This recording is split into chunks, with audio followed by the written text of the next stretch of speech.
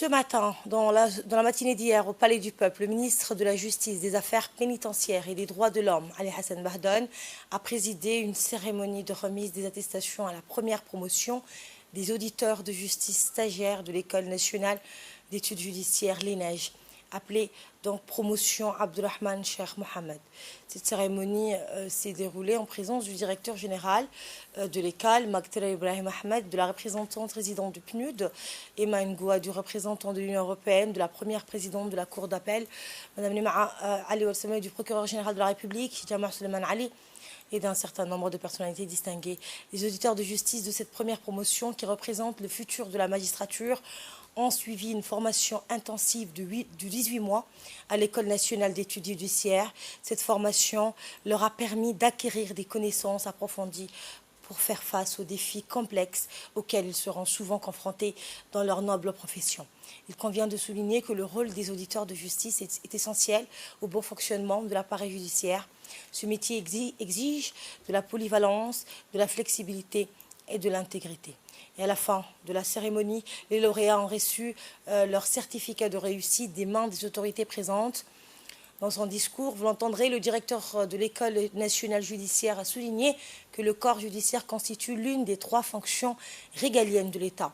Il a également exprimé sa reconnaissance envers tous les partenaires dont le dévouement, l'expertise et le professionnalisme ont été indispensables pour la réussite de cette formation. On l'écoute. On a fait un parcours remarquable, mais ô combien difficile, et je suis très heureux aujourd'hui pour les 12 candidats. Nous leur avons fait passer tous les stress tests, tout ce qui était nécessaire pour rehausser les savoirs.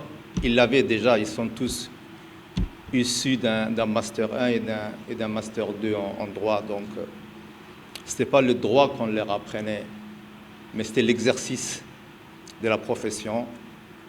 Et dans cet exercice de la profession, je remercie infiniment les magistrats, malgré leurs charges lourdes, d'être intervenus, de répondre constamment à nos sollicitations. La pédagogie n'est pas quelque chose de très simple, ce n'est pas aussi quelque chose de très difficile, mais c'est un savoir-faire. Ce savoir-faire, nous l'avons concrétisé la semaine dernière à travers une mission grâce aux partenaires qui sont présents ici, Madame la représentante du PNUD, Monsieur le représentant de l'Union européenne. Donc à travers leur accompagnement, nous avons pu dépêcher une mission pour donner les outils. Je pense que les savoirs, tout le monde l'a.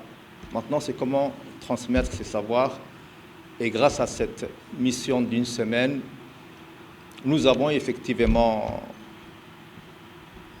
mis en perspective les enjeux de la formation. Comment prendre en charge des gens à former et qui demain vont faire la formation. Depuis son accession à la magistrature suprême, et c'est en 2000 qu'a eu les États généraux de la justice, c'était les premiers, avant l'éducation nationale. Le président de la République, chef du gouvernement, a entrepris divers chantiers d'envergure pour consolider l'indépendance du pouvoir judiciaire, renforcer notre état de droit. C'est dans cette perspective qu'a été créée l'École nationale d'études judiciaires qui vise à rehausser la qualité du service public de la justice, d'améliorer l'accès à la magistrature et à la formation des magistrats et de rapprocher la justice des justiciables. Comme vous le savez, la magistrature doit être un corps vivant, appelé à évoluer dans la société et capable de répondre pleinement à l'enjeu de la modernisation de la justice et de son adaptation aux transformations sociétales. Chers auditeurs, permettez-moi tout d'abord de vous féliciter pour la réussite de votre formation, de vous souhaiter succès dans votre carrière, qui sera au service des justiciables djiboutiens.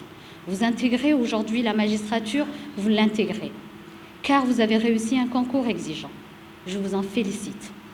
Vous pouvez être fiers du travail accompli.